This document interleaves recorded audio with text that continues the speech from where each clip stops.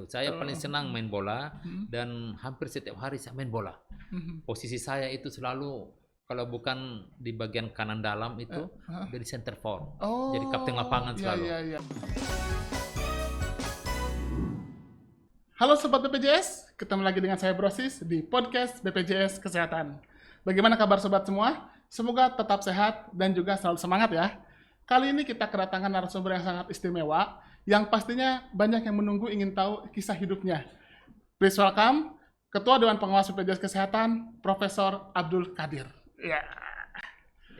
Selamat pagi, Prof. Selamat pagi, Brosis. Apa kabar? Alhamdulillah sehat.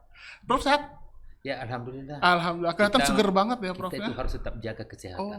Iya. Karena kesehatan itu adalah modal kita yang paling utama. Wah, betul. Seperti itu. Jadi kesehatan tetap harus dijaga. Iya, ini kalau saya podcast sama Profesor berasa saya lagi sidang skripsi nih.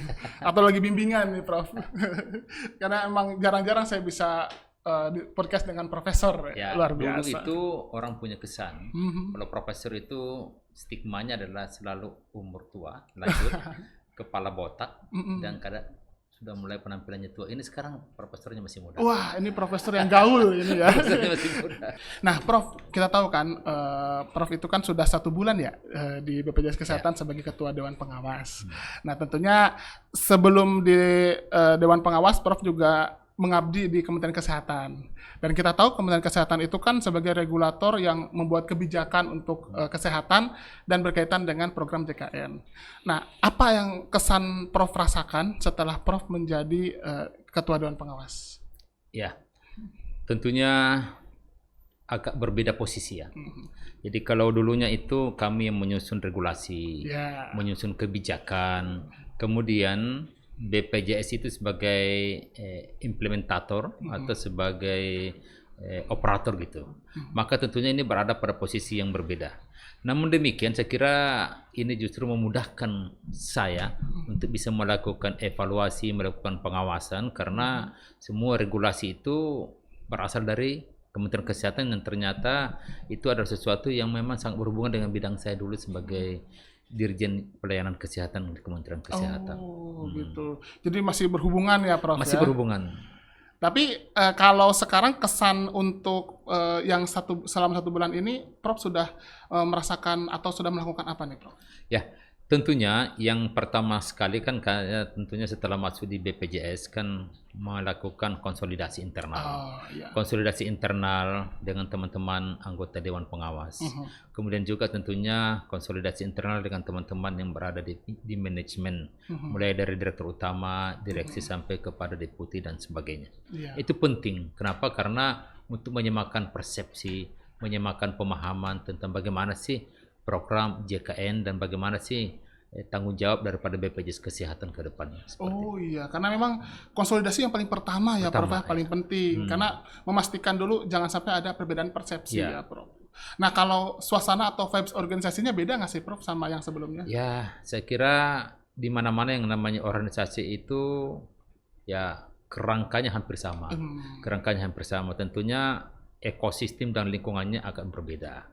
Karena kalau di Kementerian Kesehatan kan kita itu bagian daripada eksekutif, bagian dari pemerintah. Sedangkan kalau di sini kan kita ini adalah badan penyelenggara ya, badan penyelenggara jaminan kesehatan, sehingga dengan demikian kita ini adalah eksekutor. Adalah eksekutor. Kalau di sana itu adalah penyusun atau eksekutif, ini eksekutornya di sini. Ya, implementatornya ada di BPJS Kesehatan. Berarti memang pada dasarnya vibes-nya itu mirip-mirip ya, Prof ya? Hanya beda di fungsinya saja. Kalau dari segi output dan outcome sampai ke impact itu tujuannya sama. Adalah bagaimana mensejahterakan, bagaimana menyehatkan seluruh masyarakat Indonesia. Itu tentunya tujuan akhir kita seperti itu. Tujuan bersamanya untuk masyarakatnya ya, Prof ya. Masyarakat. Nah, tentunya ini kalau saya kasih kisi-kisi nih, Prof, ini salah satu podcast yang ditunggu nih, Prof. Karena sobat podcast dan lain-lainnya banyak yang pengen tahu nih sosok ketua dewas yang baru tuh seperti apa. Dan tentunya kita ingin tahu nih perjalanan karir Prof bisa sampai akhirnya jadi ketua dewas tuh bagaimana nih, Prof? Ya, kalau kita berbicara mengenai perjalanan karir itu sangat panjang. Sangat panjang sekali dan memang sedikit berliku-liku lah begitu. Ibaratnya jalanan ini berliku-liku gitu ya. Tapi berliku-likunya saya lihat Prof itu walaupun berliku-liku tapi lancar kayaknya, Prof.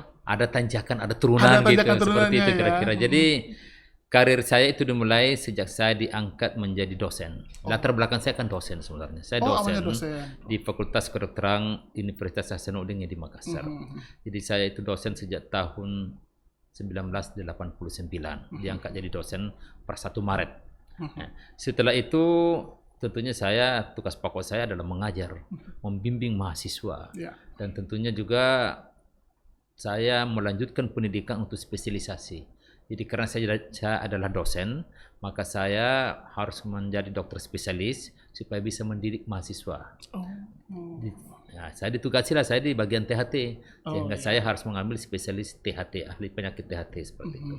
Jadi saya kebetulan punya latar belakang ada dokter spesialis THT, konsultan seperti itu. Kemudian memasuki tahun ketiga di pendidikan spesialis THT, terbuka peluang untuk melanjutkan pendidikan S3 di Hiroshima University. Iya, Jepang ya. Jepang.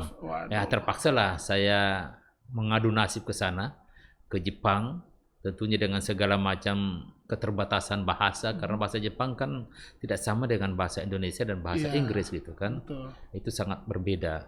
Ya, tetapi dengan satu tekad, saya tidak akan pulang kalau tidak mendapatkan gelar PhD. Nah, itu tekadnya seperti itu kira-kira. Kalau boleh tahu tahun berapa tuh, Prof? Itu tahun 1992. Saya baru 2 tahun itu, Prof. Ya.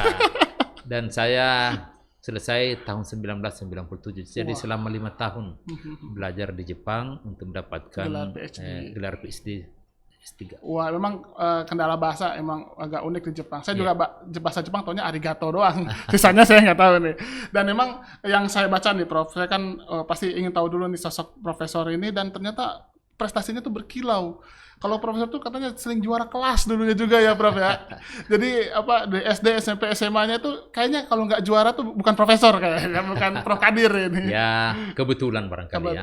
Kebetulan juga memang waktu di SD itu terpilih sebagai murid teladan tingkat kabupaten. Nah, akhirnya saya sempat bertanding sampai tingkat provinsi, tapi cuma sampai pada level 5, artinya nomor 5. Setelah itu di SMP pun demikian, di SMP juga masuk sebagai pelajar teladan. Itu juga sempat mengikuti kompetisi tingkat provinsi. Nah, kemudian setelah tamat SMP itu saya hijrah. Saya hijrah, kebetulan saya berasal dari kampung pulau namanya Pulau Selayar, Kabupaten Selayar. Pulau. Kemudian saya hijrah ke Kota Makassar. Jadi ini orang desa masuk kota gitu. Ya biasalah kalau orang desa masuk kota kadang-kadang kaget-kagetan gitu kan, merubah budaya, merubah culture, merubah pola hidup. Dan tentunya saya harus mandiri di SMA itu. Ya. Kemudian dari SMA, saya kebetulan sekolahnya itu adalah SMA 1. Waktu itu adalah SMA favorit di Sulawesi Selatan. Jadi SMA yang paling top, yang paling favorit ada di sana. Tamat di situ, testing masuk kedokteran, dan alhamdulillah lulus di Fakultas Kedokteran. Ya. Kebetulan sepertinya saya memang punya bakat di organisasi. Sehingga waktu di Fakultas Kedokteran itu sudah menjadi aktivis organisasi. Aktivis organisasi mulai dari ekstrakurikuler sampai ke intrakurikuler. Tamat pun jadi aktivis, jadi pengurus ID, jadi pengurus Persi, sampai kepada pengurus Rotary Club seperti itu. Semua. Jadi begitu banyak pengalaman-pengalaman organisasi yang membentuk kepribadian saya, membentuk pola pikir saya, sehingga bisa menjadi seorang leader, seorang yang kira-kira bisa memimpin satu institusi. Itu panjang sekali. Panjang sekali ya, ini jadi memang organisasi ini membentuk karakter kita. Jadi karakter building itu dibentuk oleh interaksi dan juga pengalaman di organisasi. Wah, betul. Berarti karakter itu terbentuk dari interaksi kita dalam organisasi, dan makanya kenapa tidak hanya jadi dalam pendidikannya, tapi dalam berorganisasi juga penting ya, Prof ya. Nah, tadi Prof singgung tentang masa kecil Prof di Selayar ya, Pulau Selayar. Itu pulau di mana itu?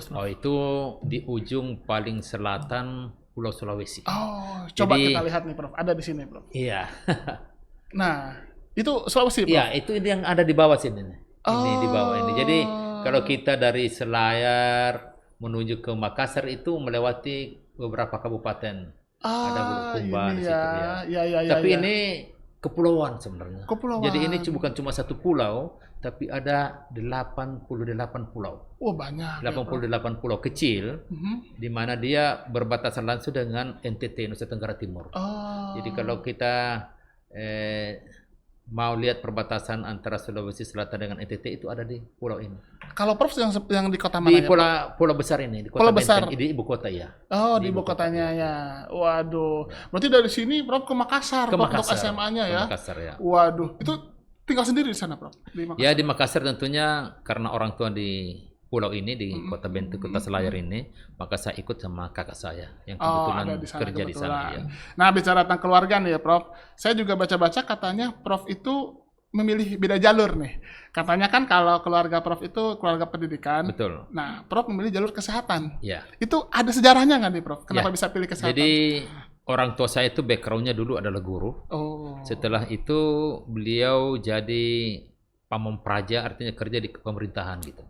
Jadi memang jabatan terakhirnya beliau itu adalah kepala BKKBN di sana. Jadi berhubungan dengan kesehatan juga. Oh, begitu. Ya. Jadi ada nyambung sedikit ya, Prof ya. Kesehatan. Ya. Kebetulan di daerah saya ini daerah endemik malaria. Malarianya banyak sekali penderita malaria di sana. Dan saya waktu kecil paling sering kena penyakit malaria. Waduh. Karena waktu kecil itu karena di pulau di situ ya. Iya. Itu juga yang mendorong saya karena saya sering bersentuhan dengan tenaga kesehatan, tenaga dokter. Kemudian juga sering dirawat oleh dokter sehingga dokter itu menjadi semacam suatu cita-cita saya ke depannya. Bahwa kalau saya nanti sekolah maka saya akan mengambil profesi sebagai dokter. Wah, ternyata begitu. Ya. Jadi, tapi tetap ternyata masih nyambung ya, Prof ya. Akhirnya Dok jadi pengajar juga. Pengajar juga. Ya. Jadi awalnya dari penyakit malaria. Iya. Oh, kalau saya sih nggak kena malaria, saya malah rindu. Penyakitnya beda, Prof. Penyakitnya beda ya. Malah rindu saya. Jadi emang kalau kita lihat, ternyata walaupun memang agak sedikit istilahnya memberontak ya, Prof keluar dari jalur pendidikan, tetap kembali lagi ke pendidikan. Gitu ya, luar biasa sekali.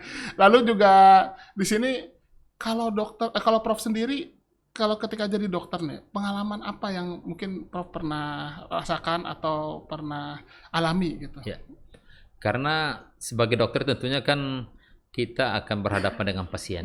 Ya, saya kebetulan dokter spesialis THT.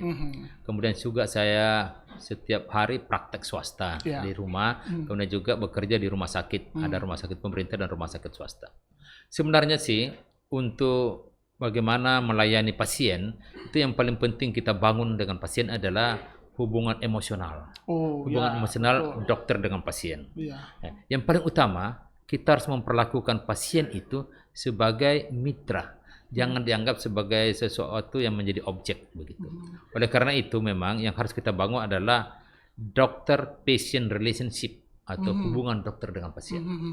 Untuk bisa membina hubungan dokter dengan pasien, maka yang paling penting adalah bahwa pada saat kita melayani pasien itu, kita harus menempatkan pasien itu simetris dengan kita.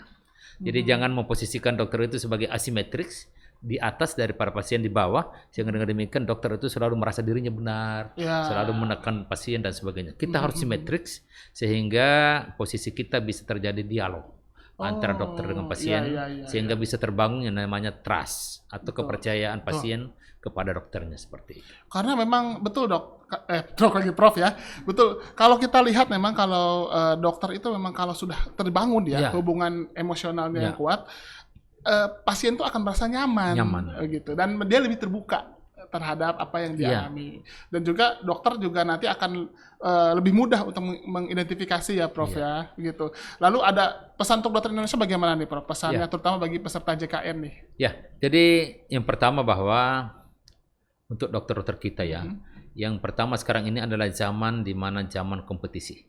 Apalagi tahun 2025 nanti akan dibuka AFTA, Asian Free Trade di situ area ya. Jadi ada AFTA di situ.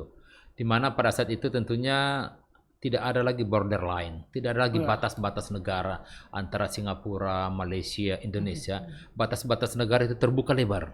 Sehingga dengan demikian maka tentunya terbuka peluang buat dokter-dokter asing akan masuk ke Indonesia. Ini tantangan ini. Jadi ini tantangan sekaligus mungkin juga merupakan ancaman bagi dokter di Indonesia.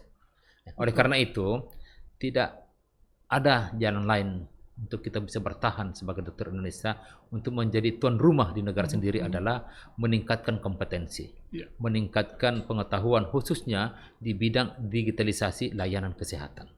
Karena sekarang ini layanan kesehatan itu sudah bergeser menjadi layanan yang bersifat digital. Oleh karena itu dokter-dokter juga harus menguasai yang namanya digitalisasi pelayanan kesehatan. Harus melek teknologi ya, Prof ya. Betul. Gitu. Ini saya memang tertarik banget dengan yang disampaikan Prof bahwa dengan adanya AFTA ini tenaga kesehatan tuh akan masuk dari berbagai negara ya, Prof ya. Itu berarti benar-benar kita harus siap ya. Dan menurut Prof sendiri kita sudah siap. Ya, itulah yang sekarang ini harus kita persiapkan gitu. Jadi pemerintah, jadi yang pertama begini. Terus terang kalau kita melihat perbandingan antara jumlah populasi penduduk Indonesia dengan jumlah dokter berdasarkan standar WHO, itu kita masih sangat kekurangan dokter. Dengan standar 1 berbanding 1000, satu dokter melayani 1000 penduduk, kita masih berada pada posisi 0,4. Masih jauh, masih sangat kurang. Kalau kita lakukan komparasi atau perbandingan dengan Malaysia misalnya, Filipina dan Singapura, mereka sudah berada pada posisi 1,6, 1,2. Kita sangat ketinggalan. Oleh karena itu sekarang ini yang paling utama kita buru adalah bagaimana meningkatkan kuantiti dokter. Bagaimana meningkatkan jumlah dokter kita. Karena memang persoalan kita ada dua sebenarnya. Di samping memang jumlah dokter yang masih kurang atau kuantiti, yang kedua adalah terjadi maldistribusi. Maldistribusi. Dokter-dokter kita itu senangnya kumpul di kota-kota besar. Jadi 70% dokter-dokter kita itu berada di Pulau Jawa. Nah, itu berarti masalah pemerataan ya, Prof ya. Terutama kalau kita lihat kan peserta JKN sendiri kan menyebar ya, Prof ya. Di berbagai wilayah dan banyak di pelosok juga ya, Prof. Dan itu yang jadi tantangannya ya, Prof ya. Oleh karena itu memang ke depan yang harus kita bangun pertama adalah aksesibilitas layanan kesehatan kita. Oleh karena itu memang layanan-layanan kesehatan atau fasilitas-fasilitas kesehatan itu kita harus bangun di daerah-daerah terpencil, perbatasan dan kepulauan untuk mendekatkan aksesibilitas masyarakat kita kepada layanan kesehatan. Seperti itu kira-kira yang pertama. Terutama layanan kesehatannya ya, Prof ya. Seperti yang tadi Prof sampaikan, dokternya juga, kuantitasnya, distribusinya yang paling penting. Karena memang kalau kita lihat, saya lihat memang kalau di daerah kota, dokter tuh maunya yang gampang-gampang aja ya. Yang daerah-daerah nanti aja lah gitu ya. Dan itu yang jadi tantangan kita ya. Nah, bicara tentang dokter nih, Prof. Pengalaman Prof ini kan luar biasa banyak. Dan salah satunya Prof juga pernah menjabat sebagai direktur rumah sakit ya, Prof. Betul. Yang saya tahu sih, koreksi kalau salah ya, Prof. Prof pernah jadi direktur rumah sakit Wahidin Makassar. Betul. Dan itu merupakan rumah sakit pusat rujukan Indonesia Timur ya. Betul. Lalu kemudian rumah sakit Darmais, kanker ya. Dan itu juga, dan dua-duanya adalah rumah sakit dengan peserta yang hampir semuanya peserta JKN. Nah, bagaimana Prof melihat kehadiran program JKN di tengah masyarakat, terutama terhadap rumah sakit ini, Prof? Ya, terus terang kalau kita melihat di seluruh dunia ya, layanan kesehatan yang berbasis social insurance atau BPJS itu yang terbanyak, yang terbesar itu ada di Indonesia. Di seluruh dunia ini loh, belum ada satu negara di mana peserta JKN-nya itu seperti atau sebanyak dengan Indonesia. Kita dalam waktu yang begitu singkat ya, masih sekitar dari 2014 sampai sekarang di 8 tahun, peserta kita sudah berjumlah 242 juta lebih. Wah, luar biasa banyaknya. Luar biasa banyak sekali. Jadi masyarakat itu memang sangat tertolong dengan adanya program BPJS ini. Bisa dibayangkan misalnya kalau ada orang misalnya kena penyakit kanker ya, itu kapan terkena atau terdiagnosis penyakit kanker, maka dia langsung jatuh miskin. Semua harta bendanya dijual. Betul. Karena mahal itu ya, Prof. Demi apa? Demi bagaimana dia bisa bertahan hidup. Tapi dengan adanya JKN ini, semua biaya pelayanan, biaya perawatan, obat-obatan, tindakan dan sebagainya itu ditanggung oleh BPJS Kesehatan atau program JKN. Jadi masyarakat sangat tertolong dengan adanya program ini. Oleh karena itu memang kita mengharapkan bahwa masyarakat itu betul-betul harus sadar akan pentingnya pelayanan kesehatan dan persiapan untuk pelayanan kesehatan ini, sehingga dengan demikian kita harapkan sedapat mungkin semua layanan masyarakat kita itu bisa bergabung dengan program BPJS ini, seperti itu. Jadi kita menganut prinsip bahwa gotong royong itu adalah merupakan pola pikir kita, landasan kita, sehingga yang kaya bisa membantu kepada yang miskin, yang sehat bisa membantu kepada yang sakit, sehingga semua pelayanan kesehatan bisa berjalan dengan baik. Wah, luar biasa. Dan itulah kenapa ada ini istilahnya BPJS kan, dengan gotong royong semua tertolong ya, Prof. Dengan gotong royong semua tertolong. Karena dengan itulah program ini bisa terus berjalan, begitu. Nah, Prof juga tahu, pasti saya yakin Prof juga selalu mengikuti dan juga berkontribusi untuk BPJS Kesehatan, terutama kita tahu kan, awal penyelenggaraan JKN itu kan banyak tantangannya nih, Prof. Dari mulai layanan kesehatan, administrasi kepesertaannya, bahkan keuangan BPJS juga pernah defisit nih, Prof. Nah, kan sekarang itu sudah diperbaiki satu persatu nih, dan menurut Prof sendiri, bagaimana kondisi BPJS Kesehatan atau kondisi program JKN saat ini? Ya, tentunya memang tidak ada satu program yang kira-kira tahap awal langsung running well atau langsung berjalan dengan baik. Tentunya dengan waktu kita lakukan perbaikan-perbaikan. Pasti akan ada kekurangan sana sini. Dan kekurangan-kekurangan itu akan menjadi pembelajaran buat kita semua untuk melakukan perbaikan-perbaikan. Ya, yang paling penting adalah kita semua mempunyai komitmen yang sama, mempunyai niat yang sama, mempunyai persepsi yang sama, bahwa semua layanan yang kita lakukan termasuk di BPJS ini, ujung-ujungnya atau impact yang kita harapkan adalah meningkatkan layanan kesehatan kepada masyarakat. Wah. Pasti banyak tantangannya, tidak ada tantangan, apalagi di tahap-tahap awal. Itu tantangannya luar biasa. Kita masih mencari bentuk, mencari strategi, mencari pola layanan yang betul-betul ya sesuai dengan harapan masyarakat. Betul, karena kan tiap negara beda-beda ya karakteristiknya ya, Prof. Yang paling penting sekarang ini sebenarnya buat kita di BPJS adalah bagaimana kita melakukan sosialisasi yang intens kepada semua masyarakat, memberikan pemahaman kepada masyarakat tentang apa sih manfaat JKN ini. Seperti itu. Betul. Oleh karena itu memang kegiatan yang kita lakukan pada hari ini adalah bagian dari itu, sosialisasi kepada masyarakat. Karena ingat, masyarakat itu mempunyai strata yang berbeda-beda, mempunyai strata yang ada yang pendidikannya tinggi, pendidikannya middle, dan ada yang pendidikannya masih di bawah, menengah ke bawah. Sehingga dengan demikian pemahaman itu kadang-kadang berbeda, apalagi kalau muncul persepsi-persepsi yang negatif, yang dibesar-besarkan negatifnya, tetapi yang positifnya, yang manfaatnya itu justru dilupakan. Oleh karena itu memang ini perlu untuk kita semua, teman-teman duta-duta BPJS, untuk sering turun ke lapangan, memberikan sosialisasi kepada semua masyarakat, untuk memberikan pemahaman tentang apa sih manfaat program JKN atau dengan BPJS ini. Seperti itu kira-kira. Betul, Prof. Saya setuju. Karena memang kalau kita lihat nih, Prof, masyarakat kita itu cenderung kalau yang baik diem, kalau yang mungkin bermasalah atau yang persepsinya negatif rame, bahkan lebih mudah terkena hoax ya. Makanya itulah pentingnya duta BPJS untuk selalu ke masyarakat turun ya, Prof ya, sosialisasi agar pemahaman mereka bisa sama dengan kita semua. Dan tentunya, Prof, selain sosialisasi kan program JKN KIS itu, program JKN dari tahun ke tahun itu kan selalu perbaikan-perbaikan dilakukan, baik dari layanan kesehatan, jaminan obat-obatan, terus juga ada digitalisasi ya, Prof. Nah, dari semua perbaikan ini, yang Prof lihat yang masih perlu jadi fokus apa nih, Prof? Dari semua perbaikan tadi yang masih perlu ditingkatkan. Ya, tentunya seperti yang saya sampaikan tadi, bahwa sosialisasi perlu, sangat penting sosialisasi. Oleh karena itu saya mengharapkan kita di BPJS ini itu membuat satu program yang sifatnya sama dengan kalau di corporate itu adalah marketing atau memberikan pemahaman kepada masyarakat.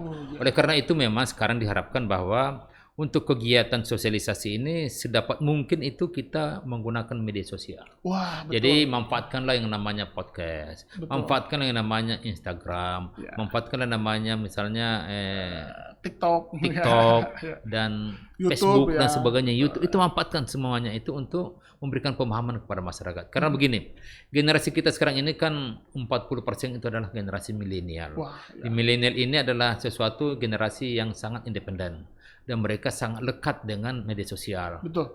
Karena itu memang target kita itu adalah mereka-mereka itu. Oleh karena itu media sosial itu betul-betul harus dioptimalkan fungsinya untuk memberikan pemahaman kepada masyarakat. Iya, betul. Karena memang informasi pun jauh lebih cepat menyebar lewat media sosial ya, Prof betul. Ya. Kalau media-media yang konvensional masih bisa, masih dipakai, tapi tidak seintens media sosial ya, Prof. Itulah kenapa kita harus bisa memanfaatkan media-media itu.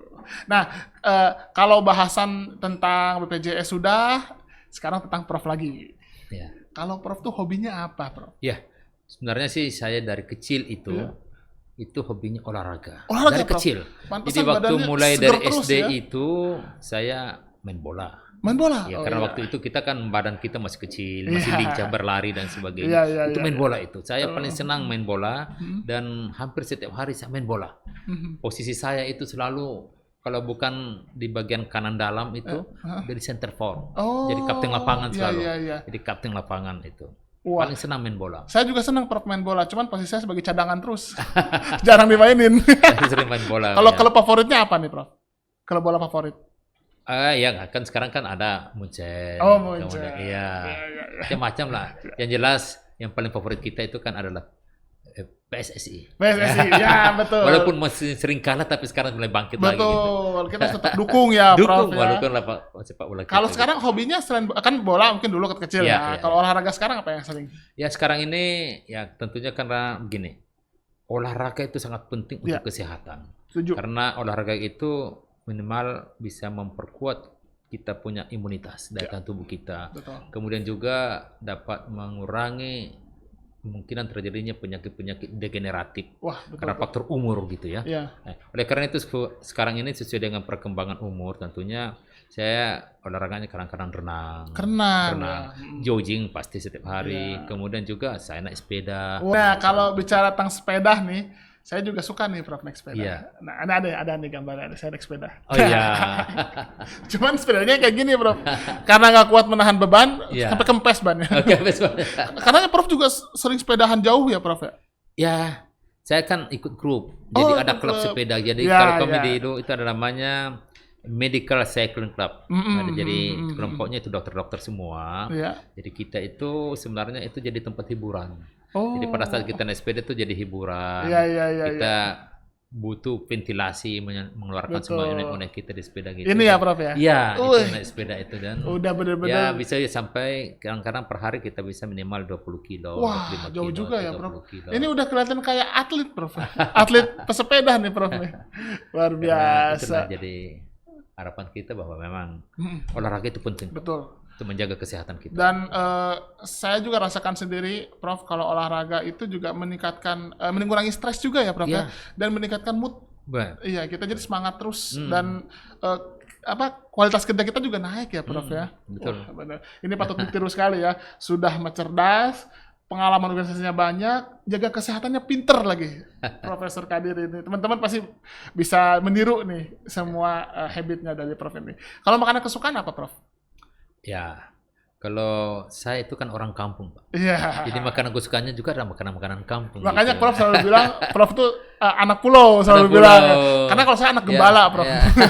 Palingan yang paling saya suka itu misalnya adalah pisang goreng, singkong goreng. Enak tuh. Gitu-gitu aja lah makanan-makanannya, makanan-makanan kampungan gitu. Jadi makanan-makanan ini. Itu makanan yang tidak akan tergerus waktu ya Prof ya. Pagi-pagi sambil ngopi ada pisang goreng ya Prof. Aduh, saya berasa jadi pengen ngopi.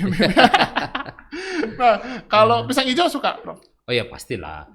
Jadi kalau di kota saya kebetulan di Makassar itu kuliner itu begitu banyak macam-macamnya gitu dan luar biasa. Jadi ya bisa yang namanya seafood itu ada semua. Kemudian makanan-makanan khas di sana banyak sekali. Udah dari coto, palu basah, palu butuh. Saya tahu tuh Prof. Dan itu yang membuat kadang-kadang kita rindu untuk pulang kampung untuk menikmati kuliner seperti itu. Iya, jadi dengan gaya hidup Prof yang baik seperti ini, Prof tetap bisa sehat walaupun suka kulineran ya Prof ya. Kalau di Selayar sendiri apa sih makanan khasnya tempat asal Prof? Ya, di tempat saya itu kan banyak pohon kelapa ya. Oh iya. Jadi salah satu hobi kita itu adalah memang manjat kelapa dan kelapa muda itu. Iya. Itu. Yang jelas di sana makanan-makanan khasnya itu macam-macam. Tapi enggak tahu lah ya. Itu kalau di Jawa itu mungkin mirip-mirip dengan nasi apa ya? Nasi ulam. Bukan. Kan ini yang dia itu disebut sebagai nasi santan, pakai santan. Iya. Nasi apa ya? Nasi uduk ya kalau nasi uduk. Mirip nasi uduk. Ada juga ya mirip nasi uduk, ya. Mirip nasi uduk, tapi kita namanya nasi santan. Kemudian dimakan dengan ikan bakar. Wah, enak dan ada sambalnya itu. Sambalnya itu khas enak sekali ya. Enak sekali, Pak. Enak sekali. Saya dengernya saja udah ngiler saya. Enak pasti ini makanannya ini. Kalau nyanyi katanya Pak juga suka nyanyi. Ya. Kalau dipaksa bisa. Bisa. Kalau dipaksa ya. Tapi jelas ya sekarang memang nyanyi itu salah satu hiburan untuk saya juga. Makanya nih saya minta Prof untuk nyanyi ini sekarang. Silakan Prof. Coba ya. Silakan, Tapi silakan. kalau memang jelek tutup telinga ya. siap. Itu telinga masing-masing ya. Ya pasti Oke. bagus ini, pasti bagus. Ya. Silakan. Ini lagunya lagu Manado ya. Ya, lagu Balada Pelaut. Siapa bilang pelaut mata keranjang, kapal bastong lepas tali lepas cinta.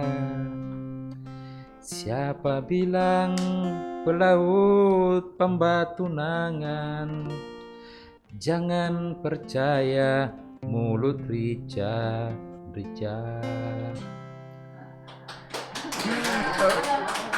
Sebelayar sampai ke ujung dunia, banyak doi baru ya lebih percuma.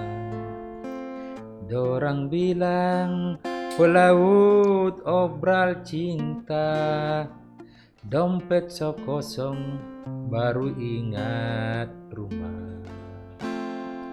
Mana jongan ape sumpah, mana jongan ape cinta, so semua kita punya ngana so minta. Kita balik ngana so lain, kita balik ngana so kawin.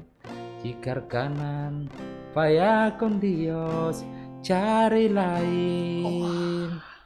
Jikar kanan payah kondios cari lain.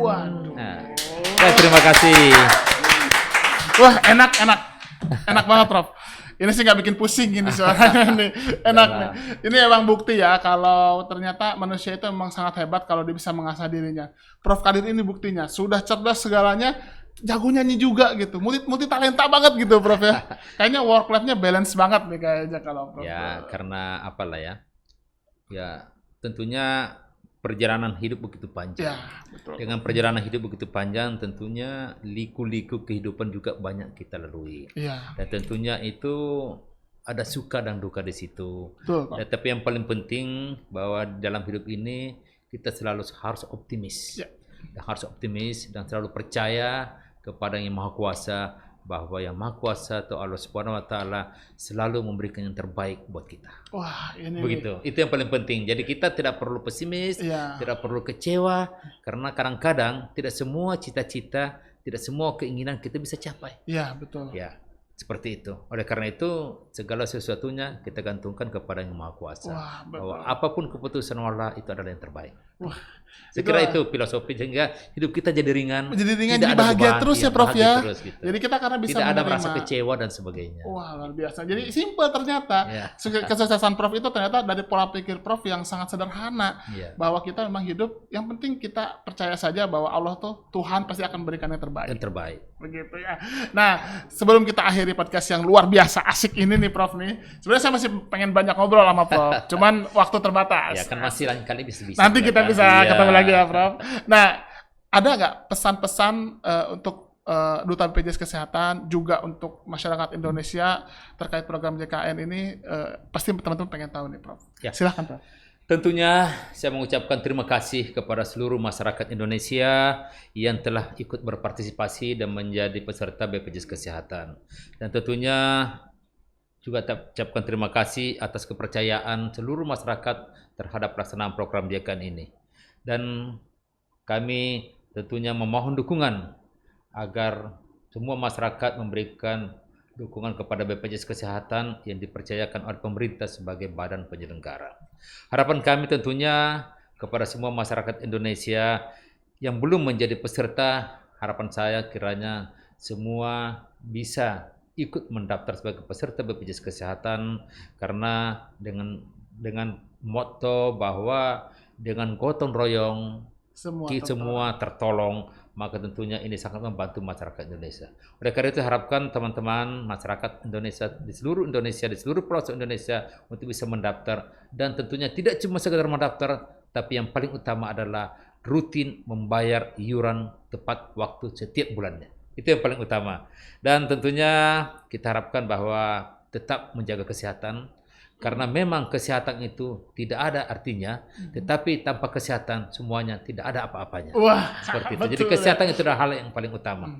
Yang terakhir barangkali pesan saya kepada semua stakeholder kita, para direktur utama rumah sakit, pada kepala puskesmas, pada dokter praktek swasta, dokter perorangan, dan juga tentunya pada klinik-klinik utama. Kami mengucapkan terima kasih sebagai stakeholder program JKN ini, dan tentunya juga kami mengucapkan dan memohon dukungan kepada pemerintah pusat, bapak-bapak, para gubernur, provinsi, para bupati, kabupaten, dan wali kota, kiranya dapat tetap memberikan dukungan kepada BPJS Kesehatan sehingga penyelenggaraan layanan kesehatan kepada semua peserta itu dapat berjalan dengan lancar. Dan kami harapkan bahwa kolaborasi itu adalah inti utama, kolaborasi dan kerjasama, dan saya mewakili jajaran Dewan Pengawas BPJS Kesehatan, tentunya kami siap untuk mengawal penyelenggaraan program JKN ini ke arah yang semakin baik. Dan sekali lagi kami mohon dukungan dan kerjasamanya. Terima kasih. Wabillahi taufiq wal hidayah. Wassalamualaikum warahmatullahi wabarakatuh. Luar biasa sekali. Terima kasih Prof. Kadir. Ya. Semoga kami doakan semoga Prof. Kadir sehat selalu. Amin. Dan juga dilancarkan dalam menjalankan amanah sebagai Amin. Ketua Dewas. Nanti kapan-kapan kita bisa ngobrol-ngobrol lagi ya Prof ya. Ya, saya pikir ini adalah yang pertama. Ya. Dan tentunya masih ada yang berikutnya lagi. Wah, saya tunggu sekali ini. Banyak sekali soalnya insight-insight yang bisa saya dapat dan motivasi dari Prof. Kadir yang luar biasa ini. Oke. Itulah Sobat BPJS, podcast BPJS Kesehatan kali ini dengan sosok yang sangat istimewa yaitu Prof. Kadir. Nantikan podcast selanjutnya dengan narasumber yang tidak kalah spesial. Jangan lupa untuk selalu menjaga protokol kesehatan dan juga menjaga kesehatan diri dan keluarga. Jangan lupa juga untuk like, subscribe, dan share video ini di semua sosmed teman-teman. Saya Brosis, see you next time.